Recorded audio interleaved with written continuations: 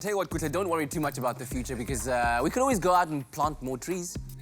Do a bit of gardening. How about that? Yeah, exactly, because we do care about our planet. Now, so far this morning, we've already learned quite a bit about the spekboom, a plant with great resilience against its sometimes very harsh environment. Now, we're continuing our expansion of knowledge with horticulturalist and botanist Ernst van Jaarsveld, who shows us how to plant the spekboom outdoors. Yeah, my name is Ernst van Jaarsveld. I'm a horticulturist as well as a botanist. And I am working here full-time at Babylon's Pruning farm and in charge of all our succulent plants. Spekboom is today, it's so much in the news and it's such great survivors. And I will just be showing you how easy this plant propagates and also give you something about its background.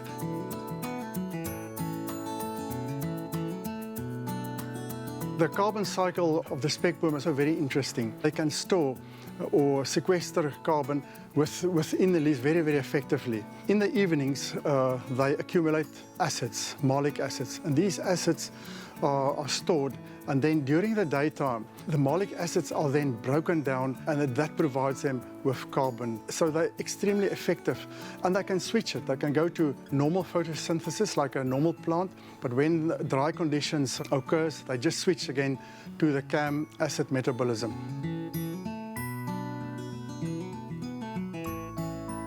Those plants are literally shaped by suffering. These spekboom have got no armor. If you look at the other plants in the spekboom veld, they've got thorns. They can defend themselves, or they've got chemicals. But spekboom allows itself to be abused and eaten, but use it at the same time to procreate itself. In other words, any spekboom part that falls to the ground will just start growing instead of dying. And that's why spekboom can be turned in the most beautiful hedge, for instance, because they adapted to pruning. If you want to grow it in a garden, it's not that difficult. And you just need a pruning shear, as well as a spade and a smaller fork. Think of the elephants, the only tools they use is they eat it and they trample it. You go to the tree, select a nice branch, and you just cut it. And it depends. You can, for instance, take many of the smaller branches and remove the lower leaves and put it even in a glass jar with just a little bit of water in the base and it will root. Timing is usually crucial, so it must be either in summer or in spring. If it's a larger spekboom branch, you can also plant a big branch. So you place it in a shady spot for a few days to heal, and then plant it. Then it's better, because if you plant it with a raw wound, often bacteria and other fungi can enter and it can damage the plant or make the plant rot.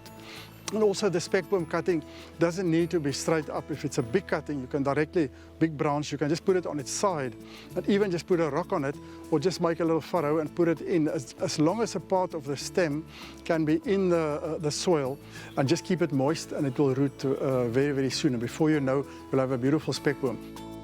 They need the sun, but too much sun while they are busy forming roots is quite difficult for the plant. So you want to make it very easy for the plant purpose. But normally I would say best to grow your spekboom in full sun. Spekboom, there are 9 species, and half of them occur in South Africa. The spekboom as we know it, Portulacaria afra, the name, occurs from more or less Ladysmith in the Klein Karoo and goes up right to the Limpopo province in the north. In the south, the leaves are small, and as you go further north, they become bigger and bigger. And then when you go to the western part of South Africa, there you find the other types of spekbooms. And they're quite different to the spekboom. They are not as easy to grow.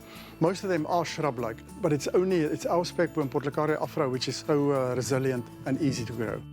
I would say that the spekboom is a great plant because it's not only so effective in carbon sequestration, but so easy of cultivation and a great survivor.